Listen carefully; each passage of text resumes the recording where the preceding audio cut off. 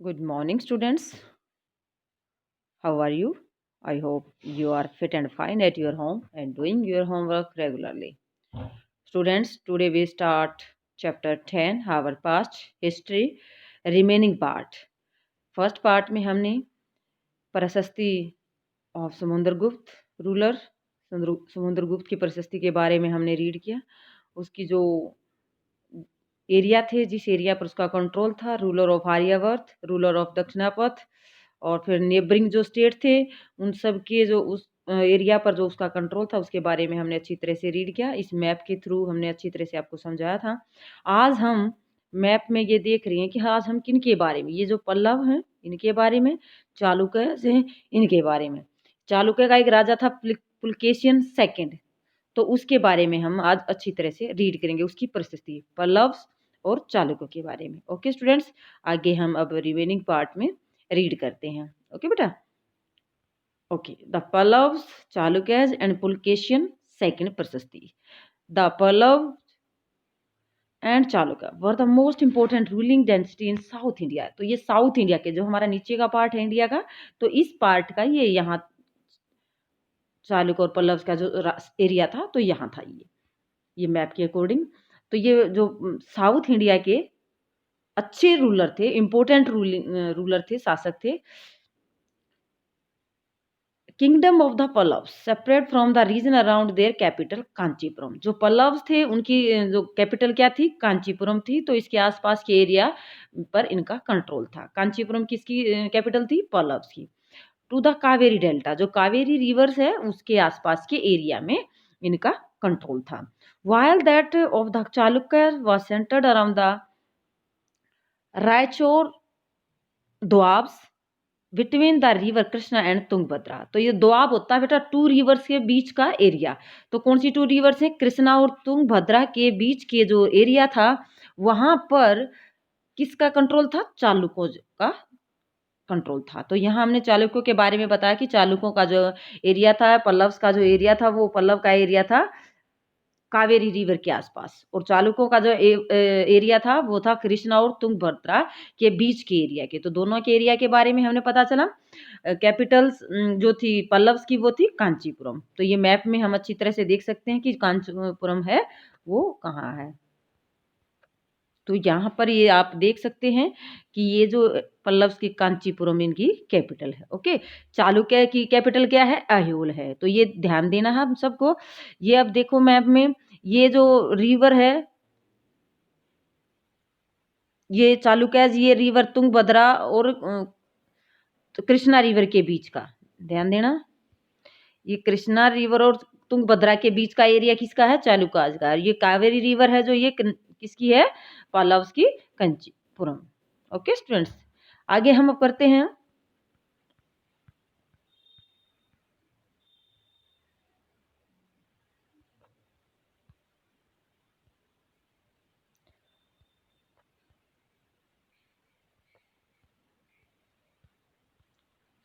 Okay, Aihole the capital of the Chalukyas. अब मैंने अभी मैप में बताया था कि जो एहोल है वो किसकी कैपिटल है,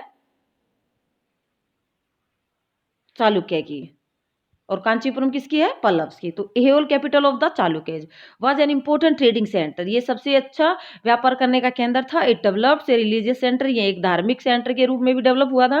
with A number of temple, क्योंकि यहाँ बहुत ज्यादा संख्या में क्या थे, मंदिर बनाए गए थे। Pallavas and Chalukya frequently raided one another lands. तो वो जो पल्लव और चालुक्य थे वो एक दूसरे एरिया की सीमाओं का पर आक्रमण करते थे, उनको अपने कंट्रोल में करने के लिए। Specially attacking the capital cities. वो कौन से शहर पर ज्यादा अटैक करते थे, जो राजधानियां होती थी। विच वर प्रोपर्शियस टाउन, क्योंकि वो बहुत ही समर्थ शहर होते थे, खुशहाल होते थे, अमीर होते थे। बेस्ट नोन चालुक्य रूलर्स, जो सबसे अच्छे रूलर्स थे चालुक्य के, वो थे पुलकेशियन सेकंड। पुलकेशियन सेकंड, ये हमने पीछे भी पढ़ा था कि पुलकेशियन सेकंड थे जो चालुक्य रेस थे, और जिन्होंने, जो हर्षवर्धन था जो आगे बढ़ता जा रहा था साउथ की तरफ, अटैक करता हुआ था, पुलकेशिन सेकंड ने हर्षवर्धन को आगे बढ़ने से रोका था। We know about him from a prashasti. तो एक प्रशस्ति, उसकी प्रशंसा के बारे में हमने जो पढ़ा है। हिज कोर्ट पोइट रवि कीर्ति, उसका एक दरबारी कवि था रवि कीर्ति। पुलकेशिन सेकंड का कौन है, रवि कीर्ति। तो ये सभी रूलर्स के पॉइंट बताए गए हैं। तो उस समुद्रगुप्त के कौन थे, ये मैं बता चुकी हूँ। हरिसेन थे, हर्षवर्धन के कौन थे, बाणभट्ट थे, पुलकेशिन सेकेंड के रविकीर्ति थे। तो this tell us about his ancestor, उनके पूर्वजों के बारे में बताते थे। Who are track back through 4 generation from father to son. तो वो पिछली 4 पीढ़ियों के बारे में बताते थे जो प्रशस्ति लिखते थे। Pulakeshin evidently got kingdom from his uncle.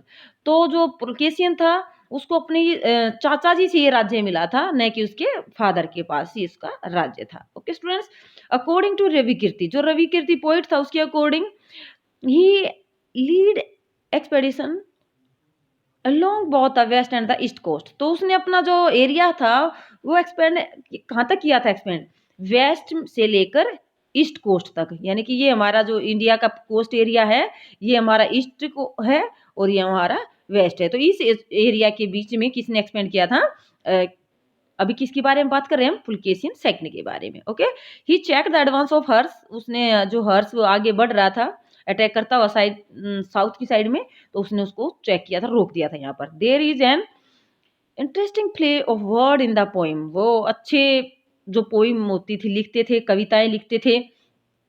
Harsh mean happiness, यानी कि हर्ष का मीनिंग होता है खुशी।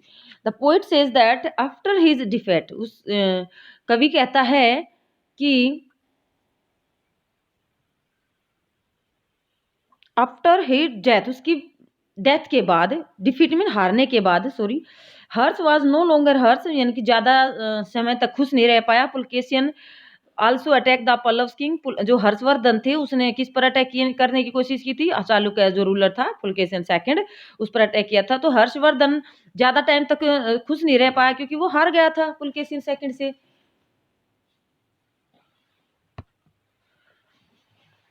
We took shelter behind wall of the Kanchipuram, तो वो जो हर्ष था वो कहाँ जाकर छुप गया था, कांचीपुरम की दीवार के पीछे।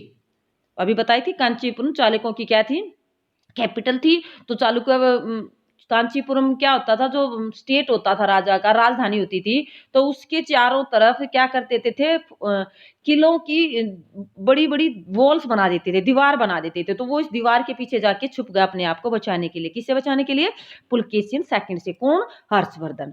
But the Chalukya victories was short lived, क्योंकि जो चालुक्य थे उनकी जो विक्ट्री थी, विजय थी, वो थोड़े टाइम के लिए थी। Ultimately both the Pallava and the Chalukyas, जो पल्लव और चालुक्यस हैं वो दोनों ही gave way to new rulers belonging to the Rashtrakuta and Chola dynasty. तो उनको किसने हराया, पल्लव और चालुक्यों को राष्ट्रकूट और चोल वंशों ने उनको हरा दिया। किसको, पल्लव और चालुक्यों को राष्ट्रकूट और चोल वंश ने हरा दिया। अबाउट विच वी स्टडी, इसके बारे में हम 7th क्लास में, चोल और राष्ट्रकूट के बारे में हम 7th क्लास में रीड करेंगे। How were the kingdom administrated, किस प्रकार जो राजधानियां थी उनका प्रशासन चलाया जाता था, एडमिनिस्ट्रेशन चलाया जाता था। As in the case of the earlier king, जैसे हमने पुराने राजाओं के मामले में पढ़ा है, land revenue remained important for these ruler. तो शासक अपना शासन चलाने के लिए पैसा इकट्ठा कहाँ से करते थे, लैंड रिवेन्यू, जमीन से जो लगान मिलता था उससे।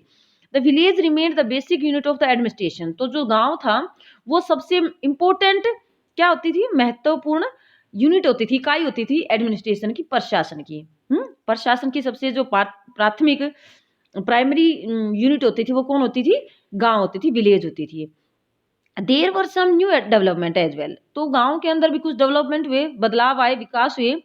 King adopt a number of step to win the support of man who were powerful, तो राजा कई बार कई तरीके अपनाता था, स्टेप टू स्टेप, कि किसका सपोर्ट, किसका साथ लेने के लिए, जो व्यक्ति पावरफुल होते थे, शक्तिशाली होते थे, अमीर होते थे, either economically, socially, of because of their political और मिलिट्री स्ट्रेंथ। तो वह क्यों सहारा लेना चाहता था, क्योंकि जो इकोनॉमिकली और सोशली रूप से पावरफुल होते थे उन व्यक्तियों का सहारा चाहता था, ताकि अपनी पॉलिटिकल और जो मिलिट्री स्ट्रेंथ है उसको बढ़ा सके। पावरफुल लोगों के साथ मिलेगा, शक्तिशाली लोगों के साथ मिलकर रहेगा, अमीर लोगों के साथ मिलकर रहेगा तो अपनी पावर को बढ़ा लेगा। तो यहाँ हम कुछ एग्जाम्पल देखते हैं कि किस प्रकार वो दूसरे लोगों से सहारा लेते थे, राजा सपोर्ट लेते थे। Some important administrative post were now hereditary, तो यहाँ पर जो प्रशासन की पोस्ट होती थी, एडमिनिस्ट्रेशन प्रशासन चलाने की जो पोस्ट होती थी वो हेरिडेटरी होती थी, वंशानुगत होती थी। जैसे किसी के दादा किसी राजा के दरबार में मिनिस्टर होते थे, तो उस मिनिस्टर के पद पर जैसे फाइनेंस मिनिस्टर होते थे या दूसरे मिनिस्टर होते थे, तो उसके बाद उसका बेटा उस पद को सँभालता था, फिर उसके बाद उसका बेटा उस पद को सँभालता था, उसके बाद उसका बेटा। तो इस सिस्टम को हम क्या बोलते हैं? हेरिडेटरी, यानी कि एक दादा, उसके बाद उसका बेटा, फिर उसके बाद उसका बेटा। तो ये पोस्ट होती थी जो राजा के दरबार में हेरिडेटरी होती थी। This means son succeeded father to these post, तो इस पोस्ट पर उसके पिताजी के बाद उसका बेटा। For example the poet Harishena, जो कवि थे हरिशेन थे, वाज महादान नायक, तो ये उसको उपाधि मिली थी हरिशेन को। किसके पोइट थे ये? समुद्रगुप्त के। चीफ जुडिशियल ऑफिसर, जिसको न्याय का अधिकारी भी बोलते हैं, मुख्य न्याय अधिकारी, लाइक हिज फादर, यानी कि जैसे उसके पिताजी थे समुद्रगुप्त से पहले दरबार में, ऐसे ही समुद्रगुप्त के दरबार में हरिशेन को वो पद मिल गया और वो एक मुख्य न्याय ऑफिसर बन गए, अधिकारी बन गए। सेकंड यहाँ देखते हैं, sometime one person held many office, कई बार राजा के दरबार में एक व्यक्ति कई काम संभालता है। फॉर इंस्टेंस, एग्जाम्पल के लिए, बिसाइड बीइंग ए महादान नायक, तो जो महादंड नायक है वो हरिशेन वाजे कुमार आत्म, मीनिंग एन इम्पोर्टेंट मिनिस्ट्री। तो हरिशेन जो क्या था? महादंड नायक था, तो उसी साथ वो कुमार अमात्य भी बनाया गया था। तो इसका मीनिंग होता है कि इम्पोर्टेंट मिनिस्टर बनाया गया था। किसको? हरिशेन को। हरिशेन को एक इम्पोर्टेंट कुमार मात्य बनाया। तो कुमार मात्य का क्या काम होता है? मेन संधि विग्रह करवाना, यानी कि जब राजा के बीच में युद्ध चल रहा होता है और कोई सॉल्यूशन नहीं निकल आता, ना विक्ट्री होती है ना डिफीटिंग होती है, तो बीच का संधि विग्रह कर लेते हैं। Meaning a minister of war and peace, यानी कि एक मंत्री होता है जो युद्ध और शांति बनाए रखने की कोशिश करता है। इसको बोलते हैं, क्या बोलते हैं? कुमार मात्य। तो ये ध्यान रखना। या भी देखो, यहाँ एक वर्ड आया था महादंड नायक, जिसका मीनिंग होता है चीफ जुडिशियल ऑफिसर, और यहाँ एक वर्ड आया कुमार मात्य, जिसका मतलब होता है बेटा minister of war and peace या संधि विग्रह। ओके, नेक्स्ट है, beside important man probably had a share in local administration, कई बार जो महत्वपूर्ण व्यक्ति होते हैं वो लोकल एडमिनिस्ट्रेशन को संभालने के लिए, स्थानीय प्रशासन को संभालने के लिए भी काम दिया जाता है। दीज इंक्लूड द नगरम, इनमें से जो मुख्य होते हैं नगर श्रेष्ठी, तो ये एक दूसरा पोस्ट है नगर श्रेष्ठी। चीफ बैंकर, यानी कि जो मुख्य बैंकर होते हैं, बैंक को लेन देन का, पैसे के लेन देन का काम संभालते हैं। मर्चेंट ऑफ द सिटी, या शहर का व्यापारी भी बोल सकते हैं। और उसके साथ ही सार्थवाहा, सार्थवाहा लीडर ऑफ द मर्चेंट कारवां, तो सार्थवाह किसको बोलते हैं? जो लीडर होता है किसका? व्यापारिक कार्य का लीडर होता है। तो यहाँ कुछ ऐसे नाम दिए गए हैं जिसको थोड़ा सा आपको समझना पड़ेगा, ना समझ में आए तो 2 बार इसको वीडियो को यहाँ से सुन सकते हो। ओके बेटा, तो यहाँ से हम यहाँ देखते हैं द पथकर्मा प्रथम कुलिक, देखो यहाँ दिया गया प्रथम कुलिक और the chief craftsman and the head of the Kayastha और स्क्राइब्स। स्क्राइब होते हैं बेटा लिपिक, जिसको आज हम कलरक बोल सकते हैं। कायस्थ भी लिखने वाला। क्राफ्टमैन शिल्पकार, जो मुखिया होता है, अच्छा शिल्प का काम, लकड़ी का अच्छा काम करने वाला, डिजाइन बनाने वाला, उसको बोलते हैं प्रथम कुलिक। तो प्रथम कुलिक कौन होता है? मुखिया क्राफ्टमैन का। और कायस्थ या स्क्राइब होता है कलरक, जो अच्छी राइटिंग लिखता है, लिखने का काम करता है। तो ये सारी पोस्ट होती हैं, राजा के दरबार में होती थी और उनको ये काम दिया जाता था। These policy were responsibly effective, तो ये कई बार जिम्मेदारी का काम होता था। बट सूनर और later some of these powerful man grew strong and to set up independent kingdom, तो इनमें से जो ज़्यादा पावरफुल होते थे, ज़्यादा शक्तिशाली होते थे, ज़्यादा पैसे वाले होते थे, तो वो कई बार अपने आप को इतना पावरफुल बना लेते थे कि वो अपना एक इंडिपेंडेंट किंगडम बनाने की सोचते थे, राजा से अलग। या कई बार क्या करते थे, राजा पर ही अटैक कर देते थे और अलग से अपना एक प्रांत पर अपना कंट्रोल कर देते थे, उसको अपनी राजधानी बना लेते थे। तो ये थे, हमने किस किस के बारे में रीड किया बेटा? पुलकेशिन सेकंड के बारे में, और हर्षवर्धन के बारे में, और समुद्रगुप्त के बारे में। ओके, अब हम कर रहे हैं a new kind of army, किस प्रकार से नई सेनाएं बनाई गई थी, नए प्रकार की सेना कैसे बनाई गई थी। लाइक अर्लियर रूलर्स, पुराने जो हमारे शासक थे, some of these king maintain a well organise army, तो अपने एक अच्छी सी सेना को बनाए रखते थे, सुसंगठित, इसको हम बोल सकते हैं organise army, with elephant, chariots, cavalries, foot soldier. तो ये एलिफेंट होते थे, हाथी भी होते थे सेना में, रथ भी होते थे, घुड़सवार, कैवलरी मीन्स घुड़सवार, घोड़ों पर, और फुट सोल्जर होते हैं जो पैदल चलते हैं। Beside there were military leader who provide the king with troop, जो मिलिट्री का नेता होता था जिसको हम सेनापति कह सकते हैं, तो राजा को क्या प्रोवाइड करवाता था? किंग विद ट्रूप, सेना किसके कंट्रोल में होती है? सेनापति के। जब युद्ध होता है तो राजा को सेनापति कौन प्रोवाइड करवाता है? सेनापति क्या प्रोवाइड करवाता है? सेना। Whenever he needed them, जब राजा को जरूरत होती है सेना की, they were not paid regular salary, वो सैनिकों को, सोल्जर को रेगुलर सैलरी नहीं देते थे। Some of them received grant of land, उनमें से कुछ को क्या मिलती थी? जमीन मिलती थी, जमीन दी जाती थी, उस जमीन का जो रेवेन्यू होता था वो लेता था। They collected revenue from the lands, उस जमीन से रेवेन्यू लगान लेता था। Used them to maintain soldier, तो उससे वो अपने सोल्जर सैनिकों को मेंटेन रखता था। एंड द हॉर्सेस, घोड़ों को, प्रोवाइड इक्विपमेंट फॉर वारफेयर, तो घोड़ों के लिए जो इक्विपमेंट की जरूरत होती थी युद्ध में लड़ाई करते वक्त, वो सभी हथियार या घोड़ों की जो लिए जरूरत होती थी, तो वो सारी चीजें प्रोवाइड करवाई जाती थी सेनापति के द्वारा। These man were known as samanta, ऐसे व्यक्तियों को सामंत बोलते थे, यानी कि जिसको सेनापति हम कह सकते हैं, तो उनको सामंत कहा जाता था। Whenever the ruler was weak, जो कभी कभी रूलर कमजोर हो जाता था, जैसे कई बार क्या होते थे, नशा करना शुरू कर देता, या दूसरी जो बुरी आदतें होती थी, या फिर उनको धोखा देने वाले ज्यादा हो जाते थे, तो कई बार क्या होता है, रूलर कमजोर पड़ जाता, शासक राजा कमजोर पड़ जाता है। सामंत ट्राई टू बिकम इंडिपेंडेंट, तो जो सामंत होता था वो इतनी पावर हो जाती थी क्योंकि उसके पास सेना होती थी सारी, और उसके पास जमीन भी होती थी जिसका वो लगान लेता था, तो उससे उसके पास इतनी पावर हो जाती थी, वो अलग से अपना एक स्टेट बना लेता था, जिसका वो खुद क्या बन जाता था, एक मुखिया बन जाता था। ओके, तो इस प्रकार वो इंडिपेंडेंट रूलर भी बन जाते थे। कौन? सामंत। Assembly in the southern kingdoms, तो ये जो दक्षिण राजाओं की सभाएं होती थी, असेंबली होती थी, वो कैसी होती थी? द इंस्क्रिप्शंस, जो अभिलेख मिले हमें, और पल्लव्स मेंशन ए नंबर, पल्लव्स जो रूलर थे उनके बारे में हमने रिकॉर्ड के रूप में जो लिखा हुआ मिला है, इंस्क्रिप्शन बोलते हैं उसको। ये नंबर ऑफ लोकल असेंबलीज, तो वहां पर बहुत सारी असेंबलीज थी, हुई थी, सभाएं हुई थी। दीज इंक्लूड द सभा which was assembly of the ब्राह्मण लैंड ओनर्स, तो ये सभा किसके कौन शामिल होते थे इसमें? वो ब्राह्मण जिनके पास अपनी जमीन होती थी, ब्राह्मण लैंड ओनर जो जमीन के मालिक होते थे। The assembly function through subcommittee, तो इस असेंबली के नीचे कुछ सब कमेटी, उप समितियां बनाई जाती थी। विच लुक आफ्टर इरिगेशन, ये जो सब कमेटी होती थी, ये क्या काम देखती थी? इरिगेशन, जो पानी दिया जाता है क्रॉप्स में। एग्रीकल्चर ऑपरेशन, जो खेती के लिए कार्य किए जाते हैं। मेकिंग रोड्स, जो रोड वगैरह, सड़क वगैरह बनाए जाते हैं। लोकल टेम्पल, जो आसपास के मंदिर हैं उनका देख रेख कौन करते थे? ये सब कमेटी करती थी। उर, तो यहाँ एक वर्ड आया है UR, तो इस उर का मतलब है ए विलेज असेंबली, गांव की एक सभा। Found in area where the land owner were not Brahmin, तो यहाँ उर शब्द किसके लिए लिया गया है? ग्राम सभा होने की बात बताई गई है, जो ग्राम सभा होती थी उसका नाम उर था। तो इसमें बताया गया है, इस एरिया में जो सभा पाई गई थी, लैंड ओनर वर नॉट ब्राह्मण, इसमें ब्राह्मण नहीं होते थे, लेकिन जो दूसरे व्यक्ति होते थे ब्राह्मणों के अलावा, जिनके पास जमीन होती थी, वो इस सभा में शामिल होते थे। नगरम, दूसरा वर्ड यहाँ पर आया है नगरम। अब देखो, सभात किसकी थी? ब्राह्मणों की, जिसके पास क्या थी? जमीन थी। उर किसकी है? ब्राह्मणों के अलावा जो व्यक्ति थे जिनके पास जमा थी, वो उनका असेंबली थी। ओके, अब नगरम किसके लिए है? ऑर्गेनाइजेशन ऑफ मर्चेंट, किसकी संस्था है? व्यापारियों की।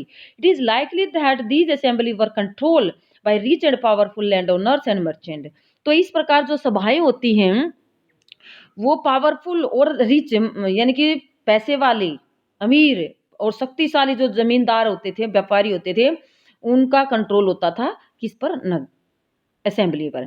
Many of these local assembly continue function for century, तो इस प्रकार की जो सभाएं हैं वो सेंचुरियों तक काम करती रही, आने वाली सेंचुरियों में भी ऐसे ही काम करती रही। Ordinary people in the kingdoms, जो राजधानियां थी, वहां जो साधारण व्यक्ति थी, साधारण जनता थे, वो कैसे काम करते थे?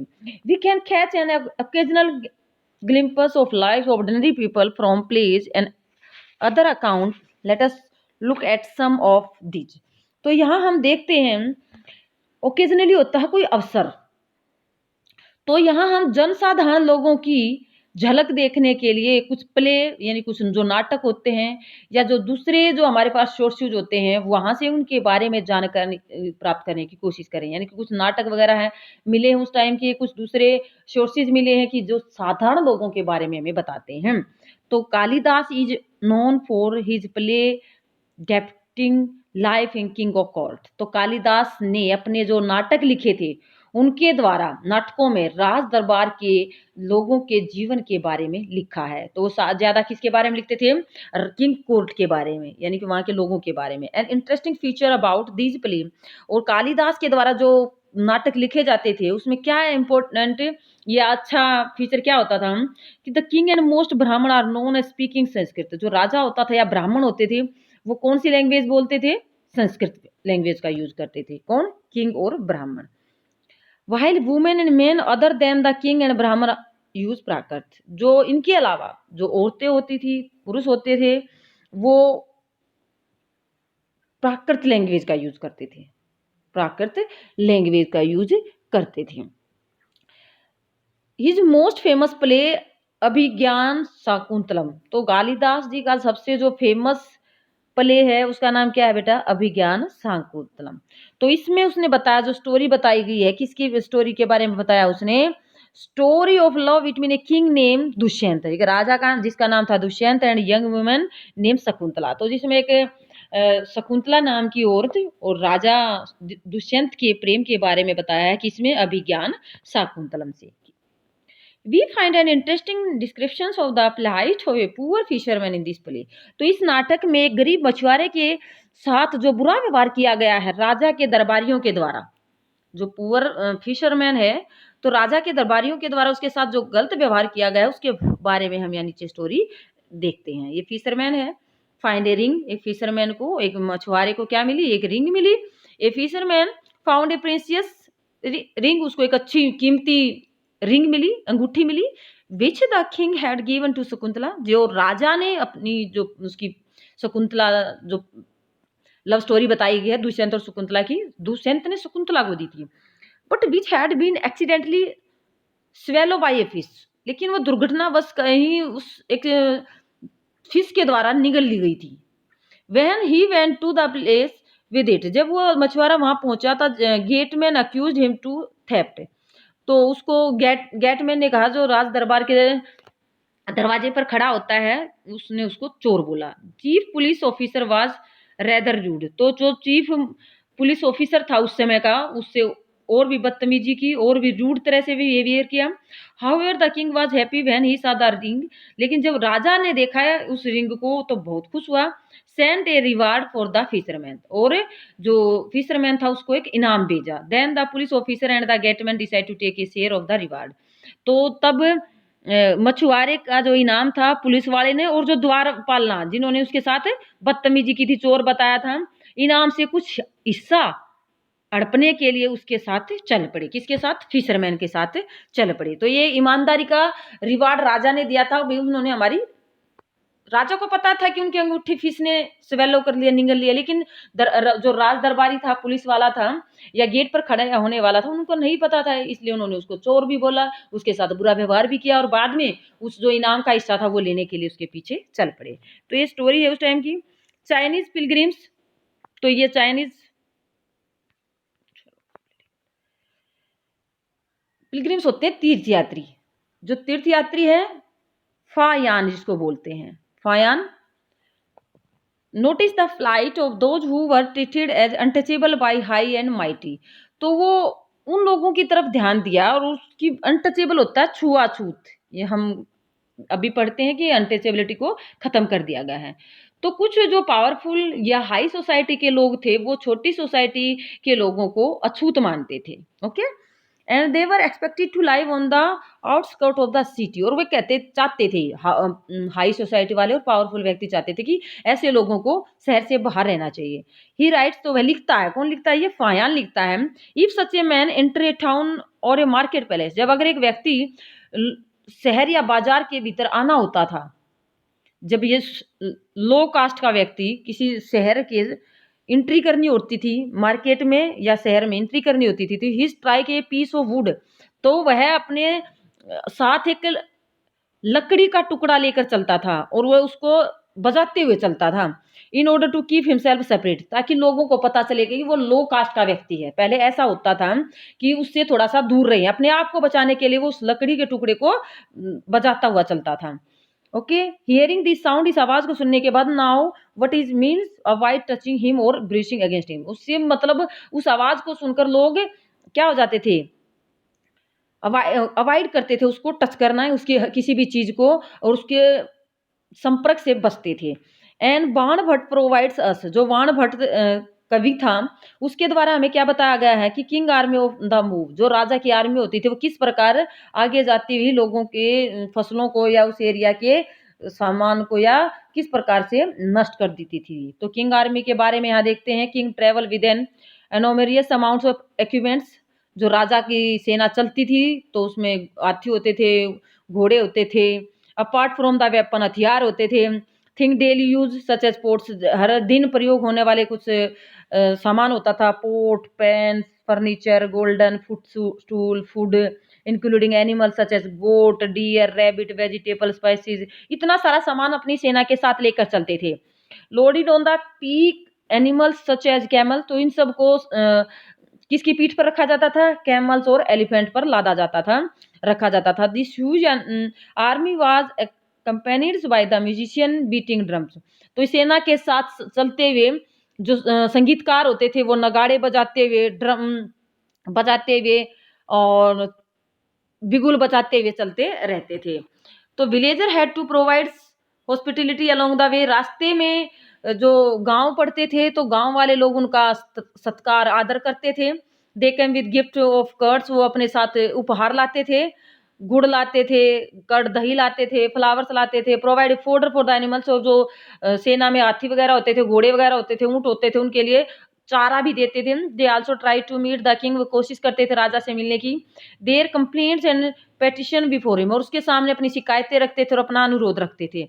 इस प्रकार the army left A trial of destruction behind, जब आर्मी जहां से निकल जाती थी तो उसके हाथियों के द्वारा, घोड़ों के द्वारा जो फसल होती थी वो कई बार नष्ट की जाती थी, डिस्ट्रक्शन किया जाता था, विध्वंस किया जाता था।